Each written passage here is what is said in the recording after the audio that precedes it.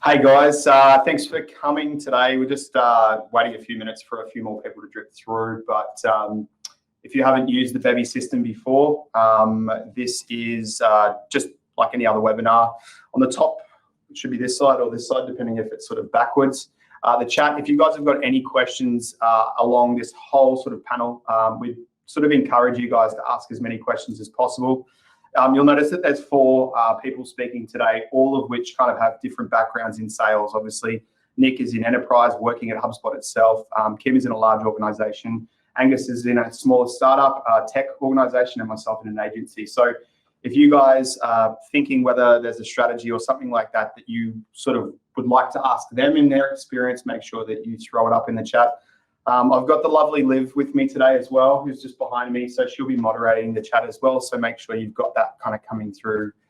To get things kicked off, I kind of wanted to make a bit of a habit of, I guess, presenting some really good people, software, and platforms that sort of we work with. And recently, probably it would have been close to 6 months ago, we came across a platform called Avoma.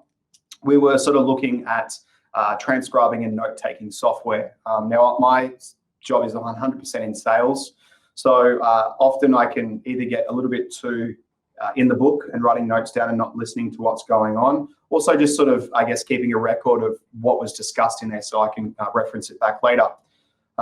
For many years, we were using a platform called Fireflies, which basically just jumps in to Zoom, but we uncovered a platform called Avoma, and we have not looked back. It is the most amazing platform. I simply called them up today just to sort of get them in front of you guys, because ever since we started using it, it's great for coaching. It integrates perfectly with our HubSpot account, and in no way is anyone paying for any sponsorship here. We simply just wanted to get Aditya on the line here, who's the CEO and founder of Avoma, just to talk a little bit about the platform. I know if you guys have a sales background that you guys could hugely benefit from using it. If you are HubSpot users, hopefully as well. It integrates beautifully with that as well. So after the meeting's done, you tag the deal to it. It will not only link the transcription to the actual deal and also the contact card, but it actually records the video as well from Zoom or Google Meets or anything like that. So I wanted to introduce Aditya. I think he is from overseas, so either he's very, very late at night or very, very early in the morning. But I kind of wanted to welcome him just to sort of say good day to everybody, tell you a little bit about Avoma as well. And yeah, hopefully I've done a good job of introducing you, but nice to meet you officially in person. Hey, Trav, this is so good to be here. Thank you very much for giving this opportunity, and excited to share what we're building with the community as well. Awesome. Well, I'll let you take it away. And yeah, tell us a little bit about the platform. Absolutely. First of all, I am in California here. It's a sunny California, even though it's 8 p.m. It's still sun out there. And fun fact, if you're wondering what the heck Avoma means, it's an acronym for assistant. So hopefully you will remember, and I totally sympathize with all of you who do not like to sit into sponsorship presentations. Trust me, I'll make this interesting. And hopefully at the end of 5-10 minutes conversation here, you will find this valuable. And if you have any questions, obviously feel free to ask in the chat questions as well, so that Liv can make it a lot more actionable and we can make it conversational as well. As Trav mentioned, very briefly, I'm Aditya, co-founder and CEO at Avoma here. Started the company 3.5 years ago. And very quickly, I'll show you what problem do we really solve, how are we solving it differently, and why Trav and many other customers love Avoma. So hopefully we'll share things here. Give me 1 second here. And by the way, just want to make sure, am I audible well? All the internet connection, everything works well? Perfect. All right, I'm sharing my screen, and you should see the presentation here. As I said, Avoma, our goal is to make your sales conversation smarter so that you can close more deals and continue to grow faster. And why we decided to solve this problem, when you look at it, sales conversations are typically black box today. You barely don't know what's going on, what reps are saying. There's no visibility or very less visibility. You don't know what your prospects or customers are saying, what competitors they're talking about, what product. feature requests they're asking about. It's also get very inefficient to coach instead of sitting on live calls. You don't want to do that, especially with all these remote meetings. And then lastly, even reps struggle to take notes and add it into HubSpot CRM. So when we looked at this problem holistically, you can't blame reps as well. And look at the conversations life cycle. When you look at it, it's end-to-end life cycle. It's really messy, inefficient, and ineffective. Just to have one conversation with a prospect, you have a typical life cycle, things you're trying to do before the meeting, during the meeting, and after the meeting as well. And when you look at it, you're switching between 5, 6 different apps. So research, send an agenda, do the meeting, have the note somewhere else, and then also go back and enter those into CRM. No one likes to do this. And so that's when we realized that there's a lot of context switching happening, and information gets lost into multiple different systems. And also most of these apps are not also collaborative. Only few people have access licenses. And so that kind of prohibits the collaboration and information knowledge sharing that could happen. And lastly, a lot of manual tasks and time gets spent into doing these things. So considering these holistic problems, we thought, how about we solve this problem uniquely? What we do is that Avoma automates your low-value tasks that you do across your life cycle of the end-to-end meetings. And it also augments some of your conversations, high-value tasks that you're doing. So we're not here to take over the job, but obviously we want to help you out and focus on the things that truly matter. The way we solve this problem, we have 3 core solutions in our platform. First is an AI assistant, personal assistant for people who are on the front line, sales reps who are doing meetings. Obviously, meetings, conversations, sales, all of that doesn't happen in just one call. You got to collaborate with your cross-functional team members, get their input, share information with them. So there is a collaboration functionality for the cross-functional teams as well. And lastly, leadership team. They also like to know what's happening at the 10,000 feet level, understand those insights without having to look at every single detail. So Avoma also helps that leadership team. The way we solve this problem is, for example, if I take a look at what's the personal assistant look like? So we focus on the jobs that people are doing. And when you try to build a note-taking assistant or no-show assistant or coaching assistant, these are smaller utilities that you will see that we try to provide you. The data entry assistant here automatically saves your notes into your HubSpot record. Similarly, for collaboration functionalities, you would see you can go back and search for information for historical calls and try to understand what's the important moments there, then curate those moments, share those moments with someone else, and give feedback to people based on how that conversation happened. And lastly, as I mentioned, leadership also like to know what are the top key insights, talk patterns, or topic trends that are happening across this conversation. And most importantly, we don't just stop at the conversations. We will take that and map it to your deals in your HubSpot CRM. And we'll try to correlate that, what's the engagement happening across each deals, so that you can know which deals are falling through the crack, and so you can prioritize those things as well. That's really what Avoma is trying to do.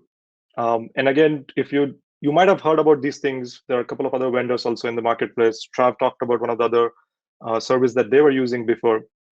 And I want to share, this is probably a common question. You might have heard some of the native platforms also have this service, but why you should choose Avoma? What is unique about Avoma? First of all, we focus on the reps as well. While there are coaching and analytics benefits, our focus is helping reps to become a lot more productive. And because of that, even after coaching is done, reps continue to use the platform, so there is an ongoing utility. So we think about solving the note-taking problem and helping reps on the coaching. These are the two sides of the same coin. So that's how you will continue to get more value on an ongoing basis, even after the initial coaching is done. Having said that, obviously, today, the sales teams is where the need is the strongest. But as everyone is doing remote meetings, you can continue to see people are doing not just remote sales calls. A lot of these meetings also happening internal meetings that are also important that you want to preserve. It could be one-on-ones, your all hands, interviews that you're doing. Pretty much Avoma gets scaled to other functions in the company as well. So you're buying a solution that is future-proof, that scales across internal team members, both from the product design point of view and also the way how we have done the pricing itself. And coming to that last point, pricing itself is a big area why people love Avoma, that we have made it more affordable compared to some of the other vendors in the market. And most importantly, we have also made it flexible. So if your sales team wants to use it, they get the best of breed functionality at a little premium price. But obviously, your internal team members, if they also want to use Avoma, you can buy different pricing plan for them as well. So that way, the solution scales beautifully well across the rest of the organization, and you don't have to worry about 4 different tools anymore. So that's kind of the context. And with this, I would love to show a brief demo, and I'll switch gears here. But if there are any questions, do let me know. And I can take a quick look here if there are any questions here. All right, so Liv, feel free to pause me if there are any questions from the community itself.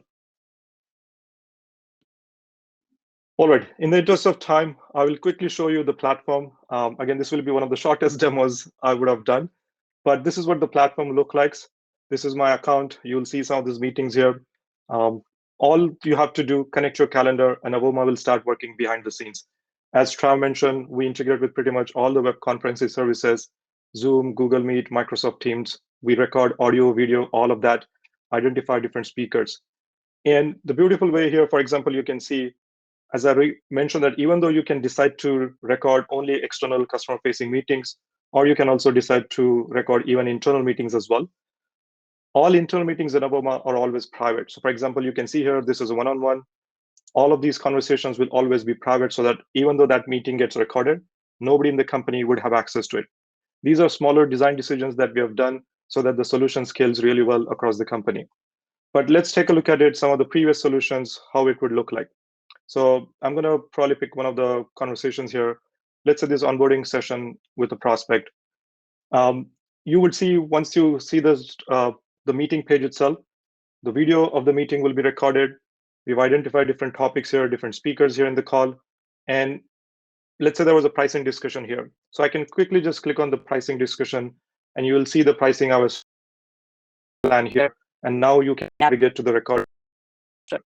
I can search in the entire transcript is available on the right side. I can search for, did we talk about, let's say, HubSpot? And it will bring me to the point where we talked about HubSpot, and I can click on it and start listening to the video audio from that point onward. Obviously, you can play it back at different speeds because obviously humans speak slowly during the call, but you can listen much faster as well. But this is still the basics of it. You might have seen this somewhere else as well. Where the magic of Avoma happens is the notes that Avoma extracts. So if I click on the notes tab here, you would see that these are the notes that Avoma extracted automatically. Every single thing that you see here, Avoma extracted. I did not type a single word. What technology this prospect mentioned they're using. And we will show you the bot that they're talking about it. So I can click on this timestamp to see the actual transcript where this specific mention was mentioned. What are the positive moments they talked about? What are the pain points they talked about? Any action items got discussed in the call? All of these are notes that AI had extracted. But again, I can always go and take additional notes. Let's say if AI did not capture all the detailed notes, I can either come here and take some manual notes here. And this is also a collaborative note editor like a Google Docs that some of you in the company can also take additional notes as well. Or let's say if somebody said something interesting here, and let's say I'm going to highlight some part here and thought that this was an interesting point Avoma did not capture, I can highlight this and I can say, you know what, this was something the technology related mention somebody did. I can click on this, and that note also gets added as an additional item here under line item. So the AI automated notes, but we understand the notes will not be comprehensive. So you as a human is also part of the equation where you. That's kind of the brief demo I wanted to show you. There's a lot more. Obviously, I don't want to go in every single bells and whistle here. But what I would like to share with you, the rest of the team here, is because Trav gave us this opportunity, we would like to give a special offer to the Hub community as well. You'll get the 10% off for the first year, entire year, doesn't matter how many licenses you add, on our premium and business plans. Our premium plan and business plans do offer the CRM integration, like HubSpot integration. It also gives you a lot of this conversation intelligence functionality. There is a promo code that you can see. Offer is valid for the entire next month. So continue to reach out to us on avoma.com website. Go and sign up. We give you 14 days trial, free trial, without any restrictions. Or you can also email us at sales@avoma.com, and we're happy to show you more details, address your questions as well. So I hope this is valuable. Again, I wanted to make sure that I know these presentations are not super exciting to go and sit, but I hope this will be valuable for you guys. Thanks again, Trav, for giving me this opportunity. Hope that was really the quickest demos and sessions I had here. I think you nailed it. The other really good feature I like about it, sometimes when I'm in sales and then you've got to obviously hand it over to the service team, sometimes there's specific parts of the conversation that you want to send over to the people, over to the service delivery team. And the snippets area will just let you sort of grab from a time code to another time code, or using the search feature that you had. And I can just send that link directly to the account manager, and they can just watch that bit without having to like go through it and do that whole sort of thing. And I love the feature too. Sorry, I do love your site. I love the feature that you can share publicly the links for it. So sometimes after a kickoff workshop that we have with some of our clients, we'll actually send the actual link for that sort of recording, and they can obviously experience a VOMA just in that sort of instance there. And I just think you've made some really great software, and we really thank you for coming. It's been awesome. Thank you very much for giving this opportunity and all the kind words that you have been saying. Really appreciate it.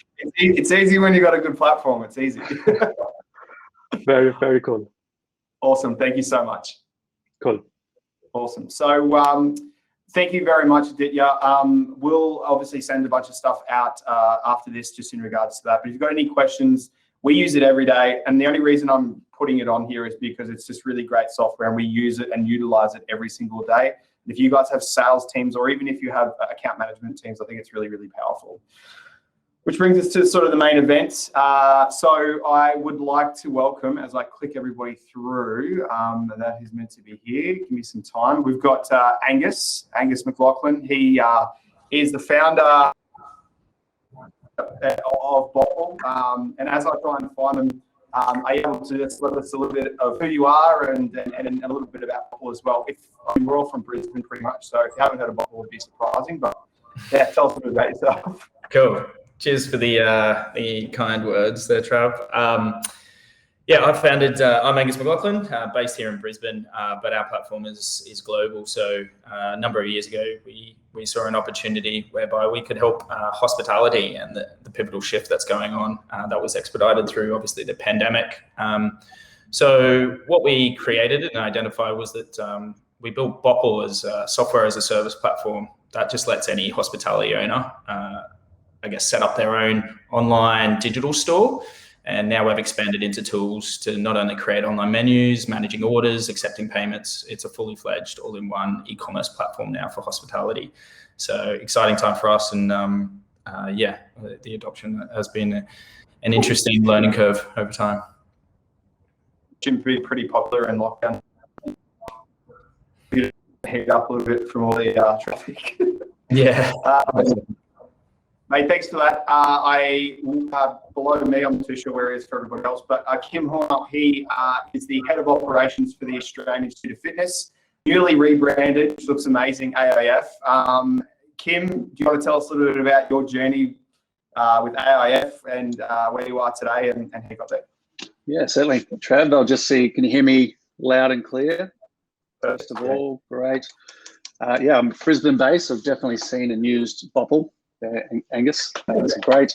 As Trav said, working with Australian Institute of Fitness going on 8 years this year in various roles, but started as a state sales manager, moved through to a national sales manager role a few years ago, and more recently in end of 2019 or so, moved into the head of operations role. So I still oversee our sales department, as well as marketing, business development, and all of our regional general managers around the country who manage our campuses and our teams, and work with our partners within the fitness industry. We've been a HubSpot customer. What did we say yesterday, Trav? I think it's going on six years as well. So, regardless of where you're at in your HubSpot journey, we kind of tackled it head on in 2016, and it's really been quite a journey, throughout that time, as we've kind of unlocked more features and more benefits, and sort of scaled up to the top level enterprise accounts for both our sales, marketing, and more recently our service teams as well. So yeah, I'm a passionate sales leader. I've been in the fitness industry a long time.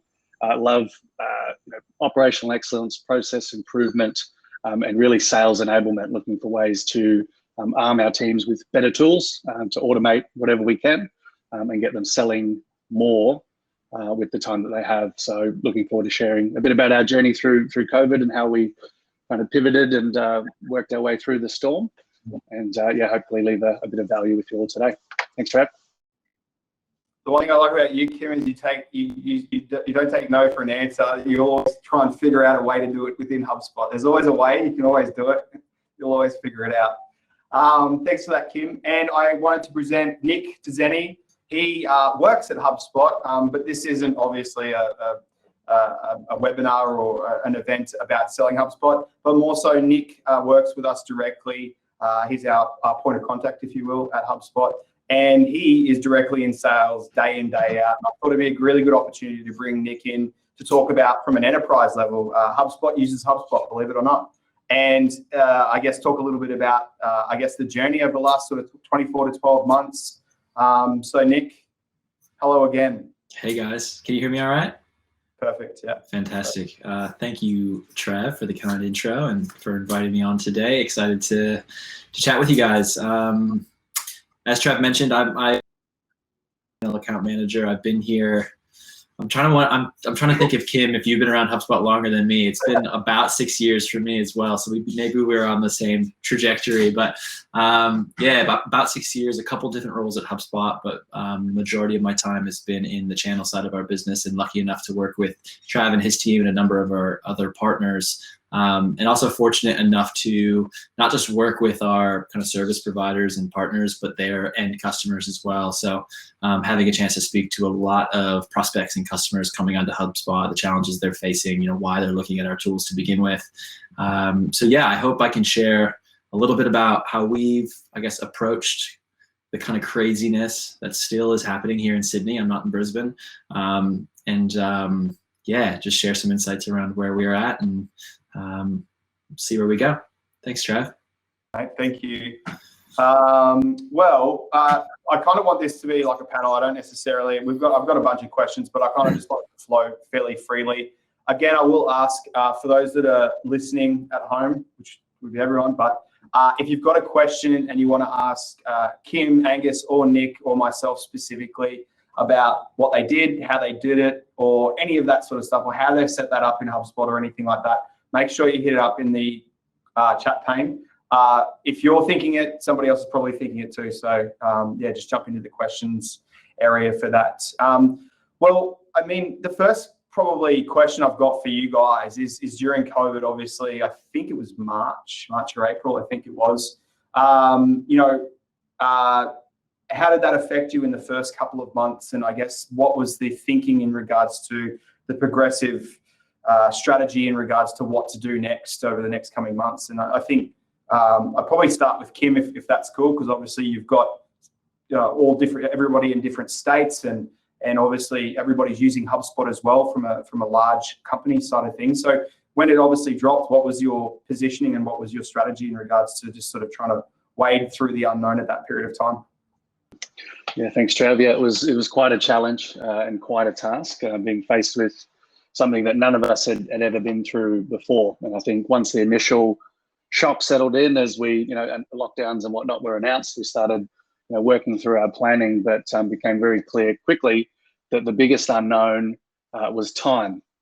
How long we were going to be in this state for, when we could resume face-to-face operations. So we're a business that, prior to COVID, predominantly offered face-to-face training for fitness and massage qualifications all around Australia, in both purpose-built facilities, and also the majority of our satellite campuses are based within health clubs, Good Life and Fitness First predominantly.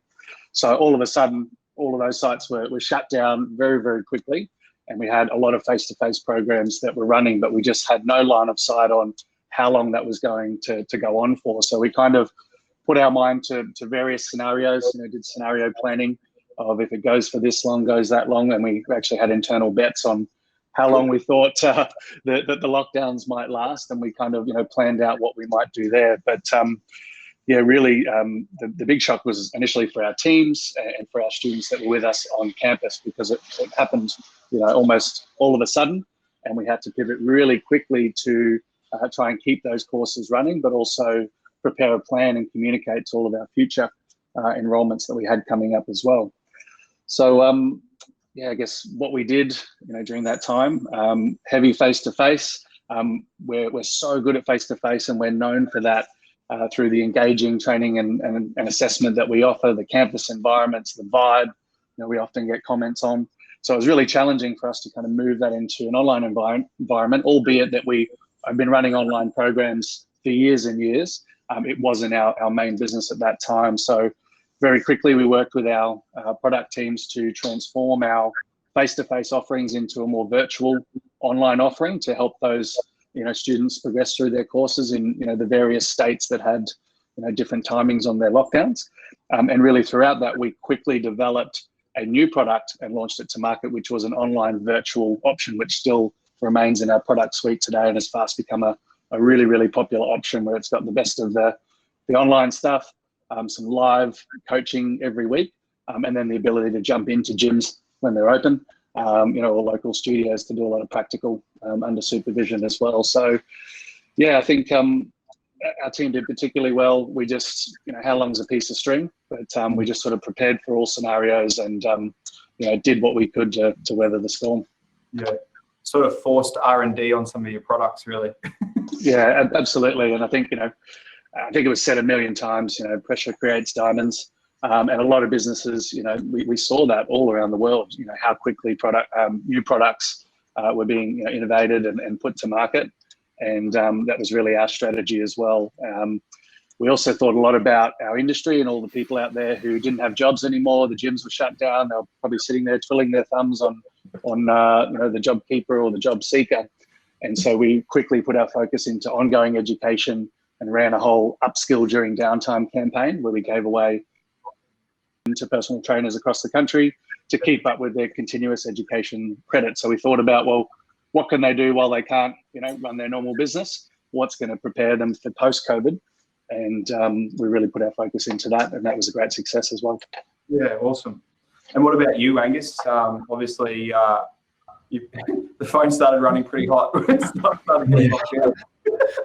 Yeah, ours is came from a different place. We were always online. Our platform, I guess, similar to Shopify, is like a full e-commerce platform. So I guess we like this Paul Graham quote of get 100 people that love you, then 100,000 that kind of like you. So we were able to work with some really leading brands and businesses, both globally and here domestically in Australia. But then come last year when the pandemic hit, we were the only platform globally that was not only a marketplace, but offered online store and I guess direct to consumer tools and services. So we had a business signing up every 2 minutes. And as a small team globally, that leaves you with thousands of customers. So our I guess the main thing we noticed in customer behavior change was largely around that pandemic pivot. Must-haves became very critical to their survival. The crisis became a catalyst for e-commerce. It accelerated the shift online, also really revealed, I guess, how important it is for businesses to have that direct relationship with their customers, not the reliance on marketplaces so much. So obviously our clients, businesses that were selling online and had that, I guess, direct to customer relationship, they entered into the global pandemic really in a position of strength, whilst traditional offline bricks and mortar businesses, they needed to make these rapid shifts to begin selling direct for the first time. So we had to find a way that, and the tools, and we didn't have HubSpot at that stage. We had to figure out a way of how do we centralize all this information and be resourceful with our capacity of how do we make sure that we don't drop that customer level of expectation that we had, because I guess that the pandemic really accelerated that growing trend to e-commerce, and it brought entire industries online. So it was really interesting, and still today we're seeing most business owners are not prepared entirely, and many are confused and unsure about where to start, what options are available to them. So that's led us to that kind of transition of really becoming a strong educational tool and a leader in that hospitality and digital transformation sector. So that's been the biggest change for us. It was very reactive and very much kind of inbound sales and kind of how do we deal with that, and how do we consolidate that and make sure nothing slips through the cracks. Yeah. We'll touch on kind of what you did specifically in a little bit, but before we get into that, Nick, I was working with you all through since last couple of years. I've got a fairly clear picture of what happened with you, but I'm keen to learn exactly how it affected sort of a large enterprise organization, global, and how that sort of affected you guys as well. Yeah. I think we were pretty lucky in that, being a software company, we were pretty well set up as an organization to handle kind of the remote workforce transition, and a lot of our team was already starting to work from home more regularly. And as a CRM company, a lot of our activity day to day and our cross-team collaboration and stuff like that happens in our platform. So I think we were set up okay to handle that. But obviously, the majority of our customers, a lot of them being like in the B2B space, relying mainly on selling face-to-face, like we were hit by the impact that it had on our customers probably more than anything. And both of these guys, Angus and Kim, both mentioned how much they kind of leaned into kind of education, and that is super aligned with the kind of HubSpot inbound ethos, which we've been pumping out for years and years and years. So I think we did make some changes product-wise. We took a bunch of limits off a lot of our products. We introduced a product range that costs kind of like a buy one get four. So we were doing a lot of things like where we were just trying to make it as easy as possible for struggling business to afford our platform and get their foundation settled. And then kind of as the uncertainty cloud clears, they could kind of scale into it over time. So, from a sales perspective and sitting in a sales role, there was some pretty shitty months in there. And I'm sure you guys could probably share the same sentiment as it, selfishly kind of speaking towards targets and quotas and things of that nature. But I think there was definitely some lessons learned as well in terms of how to handle those conversations and how to lead with more empathy and stuff like that. So yeah, it'd be interesting to kind of hear from you guys. And Trav, maybe back to you, like how you had to change your sales pitch, in March 2020 or March, April, May 2020, what that looked like. I'm just curious. That's good. I didn't think you were going to ask me, but that's all right. I'll go. Putting you on the spot. Yeah, every single year, every 12 months, we go and take a week away with the team at the end of the year to celebrate the year that was. But I use that time to look at my sales process that I've got and look at the data and analytics that we've got and look to improve that process as well. I was lucky enough that retreat that we did, I sort of like really refined the sales process within HubSpot, our automations, the notifications, all that sort of stuff, to a point where I reckon our inquiries got up by 5 to 6 times what they normally do. And I was still able to action and still not be tardy and sort of be on top of all of the new inquiries, project briefs, exploratory calls, presentations, and things like that. So I reckon I was pretty lucky because I reckon I fluked it by, accidentally doing the work for what was to come in the December when it dropped in sort of March, where people were laughing in December about Corona and then putting up pictures of beers. But look, when it came into March, we were kind of already sort of ready to go, and we didn't need, with the 5 to 6 times of level of the inquiries, we didn't need to hire another person. We were still able to use the same sort of workflow. And probably Kim's going to agree that the sales process is never perfect. It's always a work in progress, and I've still got a lot more to do with that. But yeah, we were very fortunate enough to help out a lot of people during that time too, just because everybody started focusing and going, I need to start taking my digital a little bit more seriously than it was before. And I don't think we changed our products or services in any way. We just sort of were able to offer it to more people, which is yeah, we were pretty happy and stoked that we could help out a lot of businesses as well. Okay, well, I did have a question. Probably touching, I guess, on what I was speaking about there is a really great segue. The sales experience from you guys, obviously we changed it in December a bit prior to obviously help. At that time, maybe Angus, probably start with you this time. Did you change the way from a bit weird, but from a sales capacity and that sales workflow from getting the inquiry coming through, and then obviously system and being able to manage that. When that dropped, did you just have to really, really focus on readapting that sales process and that workflow of how that information goes? How did that work for you during that time? Less of a change, and actually creating the flywheel from the beginning. So the backstory there is really Bopple was largely a product, and a product like very heavy on engineering. Like all of us are designers and developers from the hospitality industry. So we knew how to build really good tech, and that's what led us to partner with some of the world's biggest kind of leading point of sale integrations and partners. And we're very fortunate in that. We've got a great reputation there. What we weren't great at was then this influx of then having to support and be mission critical for every cafe, restaurant, airport lounge, stadium, cinema in Australia and certainly abroad. So managing that communication and figuring out, what do we value and what do they value in terms of account management and support was largely new to us. So we've very quickly become almost like a pseudo marketing agency and growth hacking agency for them, because we boiled it down to one thing. We need to move the needle 1% for their business. Ultimately, their survival is ultimately our survival. We're a B2B2C business. We need to make sure that we're delivering value for them. So we actually didn't have really any kind of defined or clear processes and procedures. We had value in our product, and that got us kind of coasting and the sustainable business. And so when this pandemic hit, we started to field inquiries through the validation of our current providers, such as Virgin Australia's built on Bopple, Cheeky Poke Bar, Gelada Messina, Sonoma Bakery Co.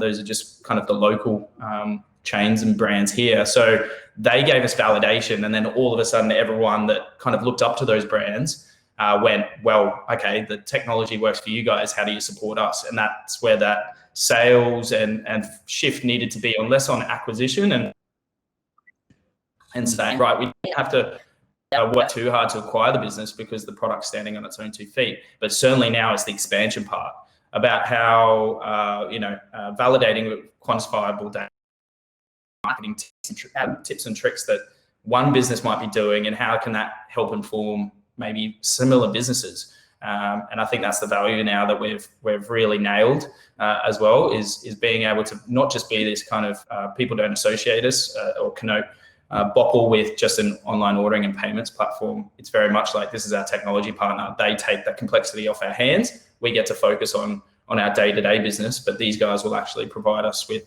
ideation on how we grow our business, both start, run, and grow, I guess.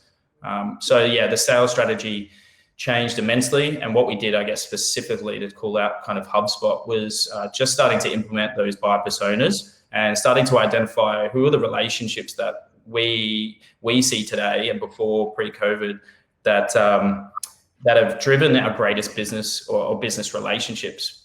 They can be in terms of total payments volume per month, or generally based on volume, on reputation and things like that. So that was really interesting for us, because it allowed us to clearly identify how we can be very deliberate into who we support and can make the greatest impact to with the shortest amount of time, because getting through thousands of businesses with a relatively small team, it became also important to us to be very resourceful. So we needed a tool. So. Yeah, awesome. Thanks, mate. Nick, I'm not too sure if you can change the sales process yourself, but did it? Maybe, I don't know. I'm making changes, man. I'm mixing it up. In the main account.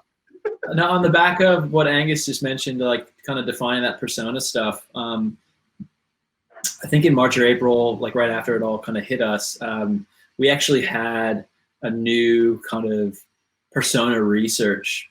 I mean, thankfully, a large team of ours, they essentially went out and kind of provided a lot more detail into the personas that we're traditionally selling to and the industries that they might be sitting in. And they essentially put together playbooks for the sales organization so that they were a little bit more acutely aware of kind of like what was happening in that industry, what industries were getting hit the hardest and why, like what was the nuance to some of the challenges that these businesses are facing. because we obviously had to kind of take a much lighter, I guess, sales approach to those conversations. And it was easy enough for us while we're jumping on a call, or if someone booked in a time and they, predominantly focused or generated all their leads through events every year, how we actually had that conversation, but also do it in a way that's like very empathetic and not pushy. I would say that HubSpot probably has learned, or is still learning as a sales organization, and you guys on the call might laugh at me saying this, but learning how to sell a little bit more, in a less pushy way, in a more empathetic way. And I think this COVID has really required us to do that, because you can definitely hit a negative string pretty quickly, and you can't kind of go through your kind of classic kind of like GPCT and like hit pain with people as hard as you may have in the past. And so I think that was really, I know for me personally, being able to refer to some playbooks on, okay, they're in this industry, what do I need to know about this industry before I get on this call with an individual? That's going to help me at least kind of empathize with their situation. And I think that was pretty helpful for not just me, but the sales org here. Yeah, awesome. Thanks. Yeah, it's I've definitely more value, sort of the sales has been sort of more on value and letting it simmer, and sort of really leaning back on that inbound, the value side of things. Yeah, working more closely with marketing. Like one thing that we also did was when there were opportunities or conversations had that were impacted or affected by COVID, you could essentially update a property or check a box, and that would allow our marketing team to market to them in a little bit different. They would take a different path in terms of how they spoke to that individual. If it was an opportunity that was closed lost due to COVID, or just an opportunity that was clearly impacted. So just like that communication between our sales org and our marketing org allowed for us to kind of work together as well. Yeah. And what about you, Kim? Obviously, you've got like a lot of moving parts and a lot of people. You've got a couple of pipelines in there and a whole bunch of sales stuff. Did that sort of change how that sort of worked for you guys from a process point of view? Yeah, look, it definitely did. But thankfully, like you, Trav, I'm always iterating, and looking to improve, particularly with our sales process and other business processes. And really in late 2019, we'd already commenced the project whereby we were centralizing our sales operation to mainly in Brisbane. Previously, we had disparate, teams that were regionally based and the regional sort of leadership. And we're already in the process of consolidating the teams. We weren't quite there yet. So when COVID came along, it actually accelerated that quite a lot.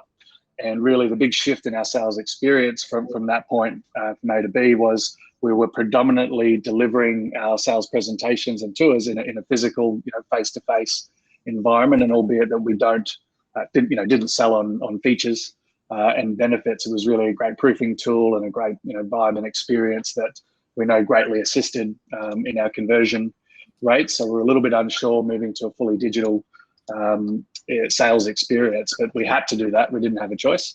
But thankfully, we were already in the process. We had a few sort of testing, things in play, and very quickly, almost overnight, we shifted from face-to-face to all virtual, using digital presentations and virtual tours and video conferencing and all of those kind of things. We're able to actually shorten our sales cycle, a fair bit, and the sales presentation length there too. And really part of the consolidation for us, getting majority of people up to Brisbane or in the one room, it was really about creating an experience and a vibe for our sales team. They're all together. There's that hustle and that energy on the sales floor. We love that. Yeah, I say boiler room is my favorite. That boiler room vibe where everyone's in there, and all of a sudden we didn't have that. We just fitted out these new offices and had people in there. It was awesome, and all of a sudden we're all out working from home. So looking at the sales experience both from the customer and from the rep perspective, that really changed. But we really did work close with marketing, and Jess, our marketing manager, I think is on the call today, to update our messaging, and the team did this very, very quickly across our our website and all of our campaigns, and really shifted our messaging to focus on our online products and online offering, because we just didn't know how long our campuses were going to be closed. So we made that switch with all of our advertising as well, all of our assets, everything updated. A lot of work went into website and new creative to get that launched really quickly. and really put our online products, of which we had 2, at the forefront. And that really assisted us with obviously getting qualified inquiries, knowing that we can't offer face-to-face. And they were happy to move into the online or the virtual side of things as well. On the other side of things with B2B, we'd only just started embarking on our B2B sales process. You know, for our entire history, we've been operating the B2C environment, offering qualifications to individuals. But it was really, again, pre-COVID, but coming into it, where we launched, a strategy to utilize our skills, knowledge, and expertise as a training and education organization to better enable our industry partners, the likes of Fitness and Lifestyle Group, which own Fitness First and Good Life, and many others. We started conversations with them about, well, how can we help with training your staff, remotely and digitally, whether it's sales, marketing, technical training, in coaching and personal training, etc. And went about building out some projects with some of those groups and actually building bespoke education programs for them, utilizing all of our technology and tools as well. So that was something that we were able to move into quite quickly. A lot of businesses had downtime. Some of them, again, the gym industry didn't know how long they were going to be down, but there was a few people on deck that were really thinking about how we're going to come out of this. And we kind of positioned ourselves well to say, well, how can we help you with that, using all the great stuff that our teams can do. And we're able to then utilize a lot of our coaches and our trainers and assessors, the academic team, to focus on product development whilst they weren't in the classroom. So it worked quite quickly. So yeah, I think sales and marketing alignment was key during that period, making sure that we were in constant sync and that our marketing messaging was really clear and accurate and providing quality leads through to our team. And thankfully during COVID, we actually saw pretty similar, huge increase in traffic and leads rolling through year on year, which was interesting and unexpected. So, I didn't mean to, sorry to cut you off, Trav. I was going to ask to Kim, were you guys intending to go into the B2B market as heavily as you did, or was that because of the kind of technology you set in place for B2C allowed you to kind of pivot and introduce B2B in a more streamlined way? Yeah. We already had it. It was already on the cards, and it was conceptual at that point, just between myself and our CEO. It was really part of our next couple of years of strategy, is deploying ourselves more in that space. And so COVID really just put another rocket behind that, where we saw an opportunity, and we've been able to help several organizations as well with all their ongoing education, building out white labeled LMS programs for them, and really helping with retaining their staff or getting them back on board, etc. Yeah, cool. Yeah. I got I've got a few questions I thought I'd just shoot out to everybody. Bosco, he's from IC Plant. How are you, Bosco? He's sort of asking to you guys, are you guys use any sales integrations with HubSpot that you found effective during the COVID? Anybody? Yeah, definitely. I'll fire off a few. Can't use Avoma because I already used that one. Well, we do use one that's similar to Avoma. Am I allowed to give them a shout out? Yeah, as well. Yeah. So we partnered with a company called Gong out of the US, but Israeli based as well, and they're a revenue intelligence software. I'd say similar to Avoma, but that was really, really helpful, particularly with a dispersed sales team that records all of our phone conversations through HubSpot, all of our Google Meets and Zoom and all the emails, and puts it all into a revenue intelligence AI platform that then has recommended coaching and all that kind of thing. And that was super valuable. And it was so great that it just plugged into HubSpot. It was easy to get up and running, because we lost that kind of those coaching moments in the office on the sales floor, being able to give some quick feedback or do role plays and those kind of things. So it really helped enable our sales managers amazingly. The other one, we used Zoom webinars and Eventbrite as we moved more of our marketing to virtual, open days and webinars and those kind of things. And we brought in Quilla, which is a proposal software as well for our B2B presentations and all of our partnership presentations as well. What about you, Angus? I mean, you're lucky that you just got developers you can just build and create one. But was there anything specific that kind of helped out in that period? Well, I guess that was that was what my response was going to be directly to. We ended up just building building it into our platform so you can freely self-sign up and self-manage. But what that meant was great for sales and onboarding because it's working while you sleep. But then we obviously need to think about those that like drop off. So yeah, we ended up utilizing, we still do. Workflows is just incredible, and there's a couple of like sophisticated ones. Obviously, in terms of variables such as localization with different countries where those signups come and qualifying them. So we ended up, and you can have a look at it at mybopple.com/signup.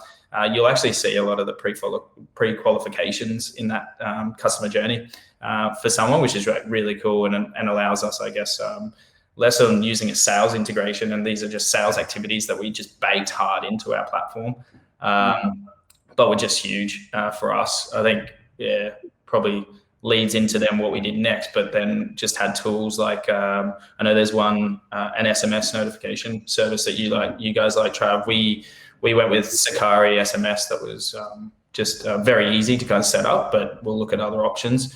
But just starting to identify how the decision maker likes to be communicated and when was, I guess, an important sales activity for us, because our customer is ultimately either a business owner or owner operator of a hospitality business, and they're generally time poor, or we needed to make sure that we were in contact with them, providing support and assistance at the right time when they needed it. So that was important for us to kind of identify and drill down on. And that was only possible, I guess, through just kind of drip feeding some comms to organize certain things to then get to the point where we could jump on a demo call or close and just make sure that we close the gap between why they didn't sign up. Yeah, very nice. And what about you, Nick? Like, did HubSpot bring in any new integrations or anything like that for the company during that period of time?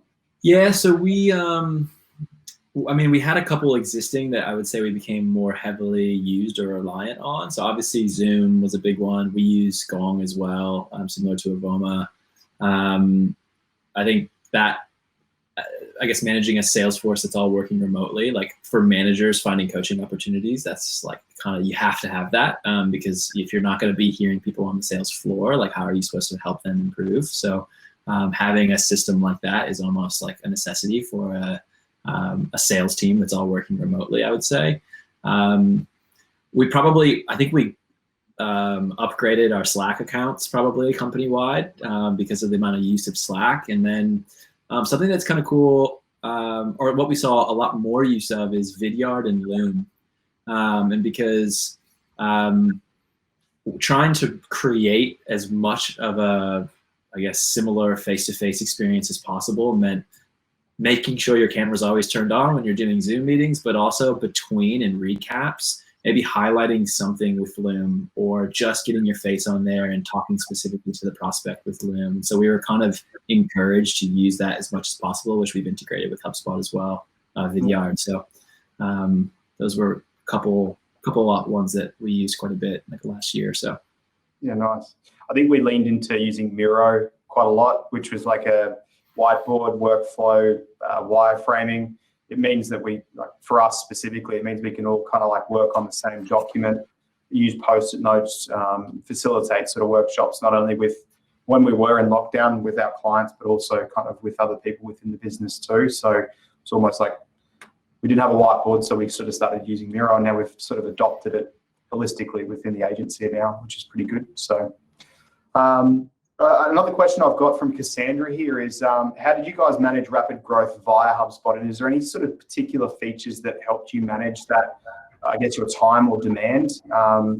Nick, I'll probably start with you because you spoke last, but yeah, was there anything that you sort of used more of within it? Probably the meeting links.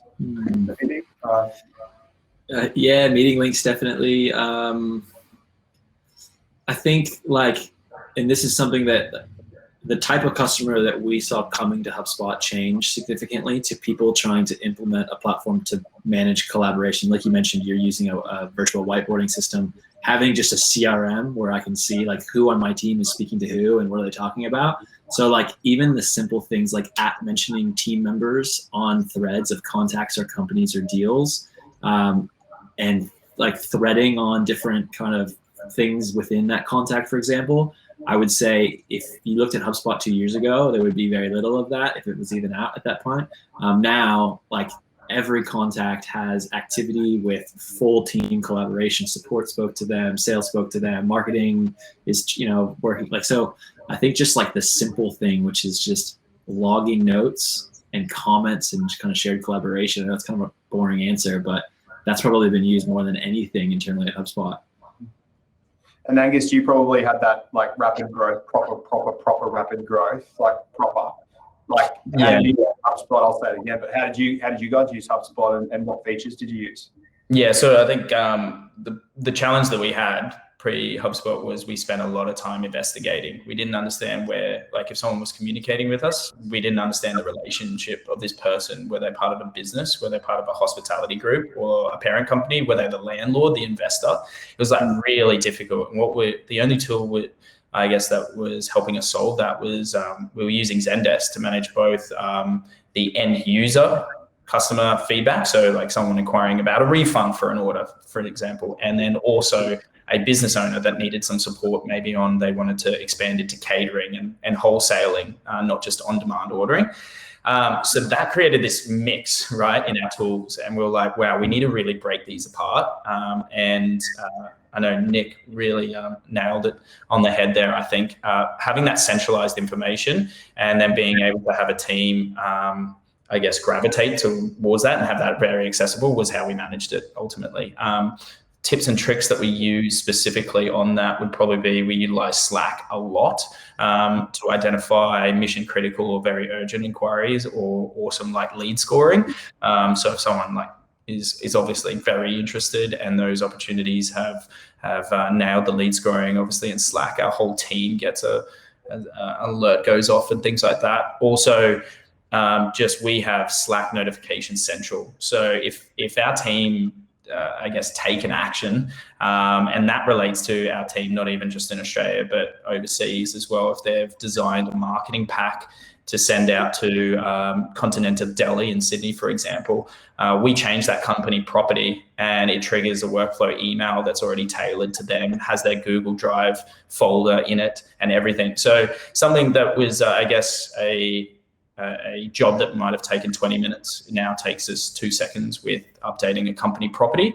So there's a couple of things there, but ultimately it's, we have a very long list of company properties, and generally that property triggers a workflow that helps us save that monotonous and menial task of writing the same email. We don't even, to Nick flagged it up, we don't even pretend to try to be a human in that process. Like we make it very clear what is a transactional email and what's human support. So that was probably one of the first mistakes we made. We try to be like, oh, let's make it sound like we're bigger than who we are and have a bigger team. And then we were just like, actually, no, like we are who we are. Like if this is just serving the purpose and we have ready to go material that helps this business, let's just have that action trigger something, provide that information and make them well aware that the Bopple system has sent them an email that there has been someone behind it, our design team, that has produced something, but this is an automated email that have a look. If you want to, go print these files yourself, you can do, or here, we're happy to help. So yeah, we had that mindset and that approach to stumbling around kind of HubSpot's tools and services, and rather than doing breadth, just go depth in a couple of things that just help us notify where everyone is in our company, what they're working on, and how those businesses are even doing, for example. So I remember sitting down with you, Angus, and you were talking about sort of Bopple, and then I think when you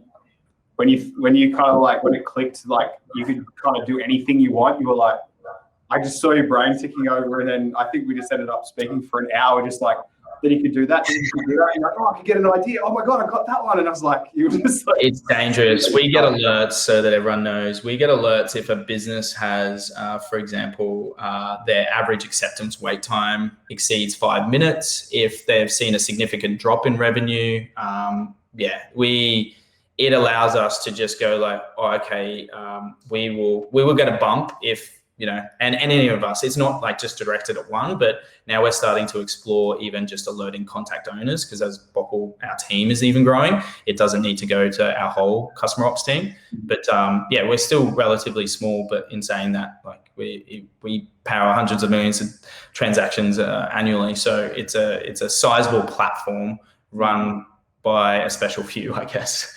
And that's only you can execute it yourself if you want. Yeah. Yeah, it's dangerous, very dangerous. And what about Kim's exactly like you, by the way, Angus. About to say, yeah, we've had many of those similar chats, and that's one of the things I love about HubSpot. Yeah. But yeah, in terms of some tools and things that we did to really manage demand, as I mentioned, we were already in the process of consolidating our team, actually having less reps, handling more business, and that was part of our existing plan. But then COVID really fast tracked that a lot.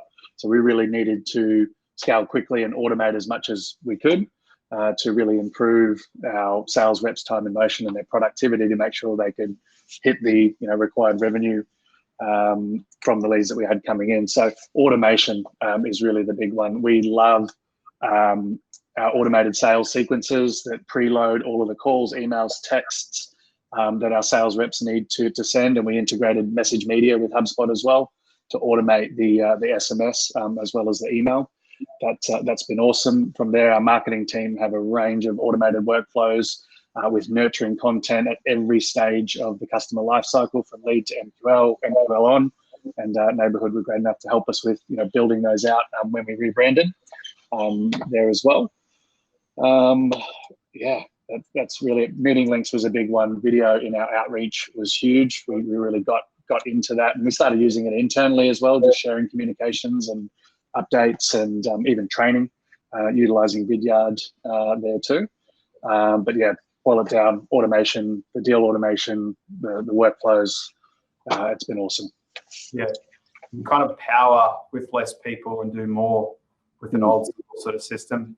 I've got a question from Liv for Angus and for Kim. What did you feel like you needed to cut spending on versus what to invest more in? Good question. Yeah, tricky. Ours was largely opportunity cost, right? So we just had to double down and go run hard and fast. Like everyone remotely in our space had a target now on our back. So ours was just opportunity costs. We really didn't focus too much on spending, but it's probably not the reason for this question. But one of the main things that we did was actually look at our operational costs, and one was Google Maps because delivery geolocation just went through the roof. So we switched to Mapbox. That allowed us. Another reason was personalization. So yeah, we just had to look at, right, if this company is scaling at this rate, what could make us go bankrupt? And there were a couple of things that Google really stood out, and things that we these were features that were only used by a special few were now being used by your local cafe and stuff like that now. So because it was every business that did bricks and mortar just turned to takeaway and delivery. So yeah, there was things that we ultimately needed to heavily invest in our company to pivot to support those needs. In terms of I guess our sales strategy, our company and our organizational growth, it was largely around account management. We had the product and team and engineering and the know-how. We've all had experience and come from larger businesses, so we're all heading in the right direction. But yeah, we needed to get the resources in account management to support and learn as HubSpot to our greatest effect. So yeah, we just had to hire for account management. It was our biggest spend. Yeah. And yeah, what about you, Kim? Yeah, what to invest in and what to cut in? Yeah, well, I'll leave the sort of operational side of things to the side, with property and our people, and we had to make a lot of tough, hard and fast decisions there to reduce costs and really restructure the business and stand people down, etc., as a lot of businesses had to do. But when we look at our growth side of the business, again, there was a lot of uncertainty. We were at one stage talking about significantly cutting our marketing spend, but then we're like, no, we need leads. It's a lifeblood coming through the business. We had a lot of new hires on the sales team, but we put a recruitment freeze on during the COVID period because, again, we just didn't know what was going to happen. But really, from a growth perspective, we invested heavily, continued to invest heavily in our digital marketing. We scaled back on sort of traditional media, radio, and other, and really put our focus into Google AdWords and Facebook ads, and again in our content and trying to create a lot more awareness and grow the top was a big focus for the marketing team. So we really did all that we could to continue to invest heavily in marketing and heavily in our sales team, so making sure that they were well trained, well engaged, well supported, and well enabled. And thankfully that paid off very quickly after a little initial bump in that first quarter when COVID hit. We came out of it flying and have grown ever since. So it's definitely the right move at the time, but we were sort of having those conversations on a week by week, almost day by day basis of when are we going to cut marketing or keep it up, or it was a very, very live discussion, but thankfully we found a way to trade through it. Definitely was on the other side of that with many of our clients. We'll let you know. Just give us a couple. What were you going to do? Just to give Nick a bit of airtime, we actually did have a question here for you. Nick, is there any new sales tools inside HubSpot that have been built for sales teams based off the learnings of COVID, or gravitated more towards using and refining in R&D? I can give you some time because we've got another question if you want to think about it and come back to it if you want. Or I don't know if there was any product decisions that came directly out of COVID, but the one that I mentioned before, I said the word playbooks, which is actually a product in HubSpot. I didn't necessarily, when I said it, I wasn't trying to plug the playbook functionality, just kind of more documentation that supports your sales team. But that's probably a big one, which is just really handy resources right within the contact view, the company view, the deal view that your team can search and find answers to. The example I used was in industries and common challenges they're facing at that time. Trying to think if there's any other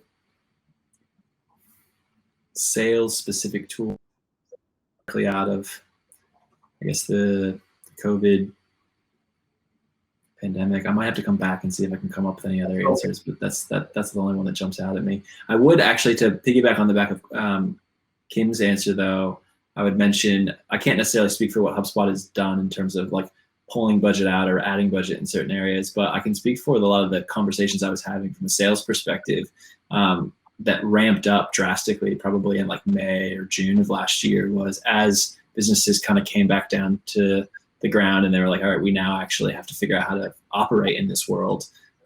Most of them had, but prior to COVID, probably the biggest challenge we faced at HubSpot was, or the biggest objection we faced was, yeah, we want to do content. We think it will work for us, but we can put our money in so many other places.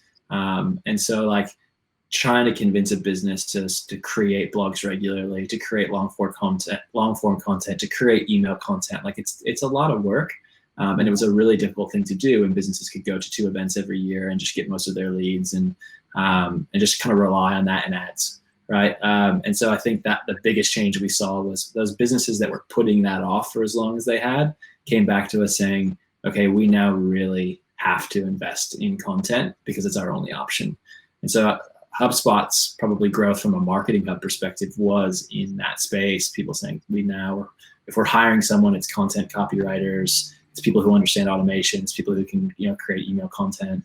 And so that kind of ramped it up from our perspective. So, and regardless of what happens with COVID, that will pay dividends for them long term, right? If they continue that. So I don't know whether it was it just worked out to do the same time, but the quotes tool kind of sort of dropped around that sort of area too.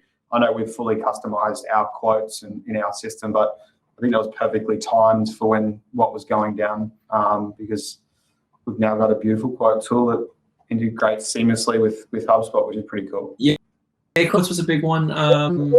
And that I think probably fit in nicely with everyone's move to inside selling versus going face to face and printing documents and sign here kind of thing. So having a quick quote that you can send over with e-sign and all that kind of stuff kind of makes for a seamless process. And obviously all the automation behind it, automatically move deals to close one, notify sales reps, notify service reps when those things are signed off, all that kind of stuff, I think is something that HubSpot's getting better and better and better at. So I think our product there is good, but I think it's getting much better, and as we'll continue to invest in that as well. I have a question that I asked, mainly because I think we'll all say something pretty cool here, but what is the coolest thing you've built on HubSpot that you think wows people? I've got like something very simple to get started, and it's nothing too crazy, but we created the back burner stage deal.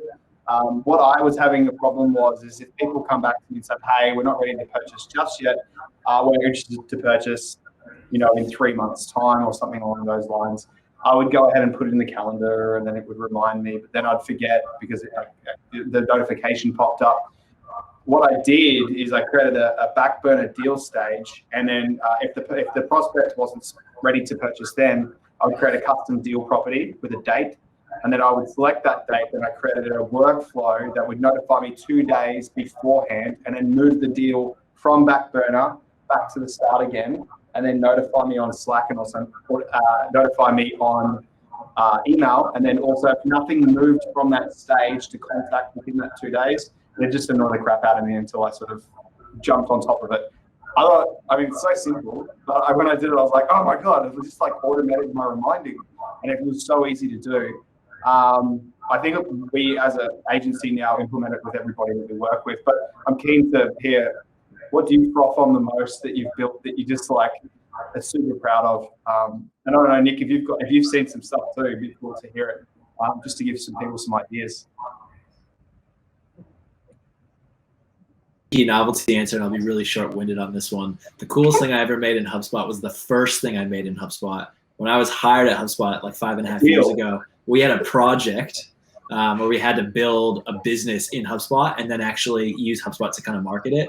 And me and my wife launched it's really my wife's project, and I just kind of helped her launch it, but it was a film festival that now she's been running for 5 years, and we built the initial business on HubSpot. Forms, email subscriptions, and she last year did the last 2 years it was a part of Vivid here in Sydney, and it was at the MCA, the museum on the top floor, screening short films. So nothing to do with HubSpot tech, but something I am very proud of that I built in HubSpot. Awesome. That's very good. That's still getting used. Angus or Kim? I'll jump in quickly. Really, it just comes back to dashboards. I'm a data nerd, and I've loved the reporting add-on feature from day one. But as it's progressed in the new reporting tool, custom properties and calculated properties particularly have allowed us to create really bespoke metrics and reports that are tailored to the AI business.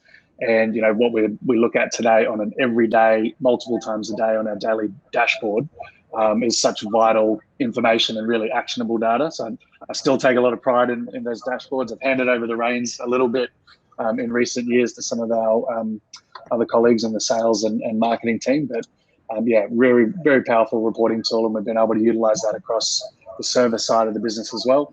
The other one, it was just a bit of a novelty. When we had the whole sales team together, big focus for us is capturing live marketing qualified leads and contacting them as quickly as possible. I think we all know the faster we can get onto them, the better contact rate and conversion rates. And in a busy sales floor, we couldn't just have an automated sort of sales round robin system because a lot of reps would be busy. So it was a bit of a manual push where we had sales leaders and our sales support members looking after it. But we built a little workflow in there that identified them when they came in, pushed them into the team box, and then actually had an audible cue that played throughout the office over the music system to let them know when a new lead came in. And it wasn't an annoying one. It sort of just chimed in and went, bang, we've got a new lead, and we could get on it really quickly and call within the first 5 minutes. So I thought that was cool. Yeah, I'll definitely want to find out what that looks like. many of your team members were just, they left the office or they left for the day and they were still hearing that noise in the back of their heads, like, am I just going crazy or what? Yeah, we tried to make sure it wasn't too intrusive and, going in the back of calls, and the sound system actually quietened down and just went bing and then sort of ramped back up. So it worked really well, but not in play at the moment as we're all from home. I'm still figuring out a way to do that. So get a speaker installed in every one of their houses. And what about you, Angus? The one that jumps out is probably that design marketing pack that I mentioned, because what it does is if a business creates their online store on Bopple, there's generally personalization and their brand hex color code. So that actually, when they transact or upgrade their subscription, that pulls through on Slack, gives us a notification, but it also goes to Kim, a design team, to put together 3 pieces of design material based on that information. They then produce that within the day. Once our team is notified from Kim's team that it is completed, we then just go into HubSpot if it's okay, and then we just change the property from requested or like awaiting designer to design. That then triggers that email to the venue partner. So there's a lot more we can do, but as you can see, we do very little in that process. And you grab the Google Drive link and put it into a property, and that's the CTA. Yeah. So the 3 properties there are hex color code, promotional marketing status, and then promotional marketing folder. Epic. That's yeah. So So we, yeah. I love that they're probably sitting there thinking whether a computer actually did it or whether it was manual. They just don't know. They must think we're huge as well, because the amount of sign-ups and subscriptions we get, they're like, wow, these guys are, there's a lot of people requesting a lot of marketing packs. Whereas no, like this is input that they have personalized their own online store. And that just obviously is the trigger. So we do a lot of, if this, then that's really cool. Yeah, nice. All right, well, I might ask one more question before we wrap up. We've talked about a lot of the positive stuff. We've talked about some cool stuff that we've built. Our teams, what we've done to scale. I think one thing we probably do need to touch on before we go is probably the not so happy side of it is we've got a question from Amanda Barner, one of the legends that works here. Can you identify any mistakes that you've made in the process of scaling through COVID using HubSpot? It could be not on HubSpot. It could be just with your sales team specifically. Is there anything that you've done that you probably have learnt from? There you go, a bit more of a positive spin on that one. Yeah, for me, probably just not being ready for feedback surveys, NPS for us. That was one that really jumps out. I think when you're in a position to ask the question, don't just like, for us, I think we dove in, there's so many valuable tools and services. And I think for us, we got excited with the tech. And we were like, wow, this unlocks a Pandora's box for both our non-engineering focused team. And there was things that we really could do, and we should have kept to our main mantra of like, do only a couple of things like really well. So we started implementing just probably too much breadth. And then, so we started feedback surveys without, contacting or improving that communication channel with the venue partners. So then the flip side to that is we really got to see who the detractors are and what the negative sentiment was, and identifying common traits with that. But we probably should have had a plan and not rushed it, something like that. That just jumps out at me as a mistake myself and our team probably made. Yeah, I'll jump in. We make a lot of mistakes. That's how we learn. But I think reflecting on the whole COVID period with our teams, huge amounts of change management. And I guess at the best of times, generally people don't love change. And I found, through COVID, organizations do one or two things. They probably over communicate about change and things that are going on, or on the flip side, they under communicate. I think there was definitely instances where we were making decisions very, very quickly and had to get things rolled out very fast, that we definitely under-communicated and really didn't get the buy-in from our teams, and we met with a bit more resistance than what we then anticipated. When we had a little bit more time and a little bit more breathing space to actually socialize things and explain the vision and the why, we can get that buy-in. So that was a big lesson for me, is how can we do that at speed and take everybody on the journey. So comms was hugely important in making sure that everyone was informed and we get that buy-in, even if it was changes that we were making to HubSpot, that we were just rolling out updates and things pretty quickly. So yeah, if I had my time again, we would probably take a slightly different approach, but I think there's probably other instances where we probably would have done it the same because we just needed to move quickly. Yeah, just to make that mistake. And what about you, Nick? Is there anything internally that sort of probably could have been rolled out a little bit better, or any learnings or mistakes? I mean, I think for us, like an organization of our size, probably the thing that's impacted me the most is just kind of becoming a little bit of a lone wolf, like working on my own at home and like not really communicating with my colleagues enough, where like a lot of the knowledge share and like the career growth that you get is actually yourself with, and when you're not surrounding yourself by them, like you kind of miss out on that. And so I would say, again, this is not like a HubSpot software specific answer, more kind of like a culture answer, but probably the first kind of 9 months of COVID, or 12, even maybe the first full year, I probably was a little bit too in my own little zone. And actually my manager pointed out to me kind of through conversation saying, hey, have you spoken to this person recently? I know you used to hang out with these people all the time. Have you spoken to them? Why not? And so I've gone out of my way, and I think everyone can implement something as simple as just like reaching out to team members regularly. I try to reach out to a new team member every day, or someone I haven't spoken to for a long time. Just say good day, jump on a quick call. How are you? I don't love the like team Zoom drinks and stuff. I think that's kind of fun every once in a while, but like if you have it every single week, it gets a bit old. But I think just having like a one-on-one connect, it makes a difference in terms of how you work with them, and it's probably good for mental health as well. So yeah, it's true. Funny you said that. I had a beer with another partner in Adelaide, Ryan, and just sat there, and I was like, I haven't spoken to you in a while, so just sat there and just drank beers together. All right, I'm sick of you now. We'll get going.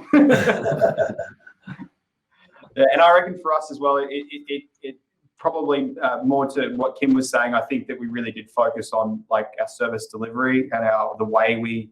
If I had my time again, I'd probably put more time, emphasis, focus, dedication to our craft and how we do it and our project management. I mean, you don't know. This is the thing. Like you wouldn't know if you didn't go down that as well. And with the substantial growth as well, you just don't know what to do, and you've got to think on the fly. But I think we're all a little bit wiser having to go through this as well. So that wraps up for today with 5 minutes left. If there is any questions, I think that Liv, you guys can reach out to us, ob@nbh.co, if there's any questions, and we can vet them through.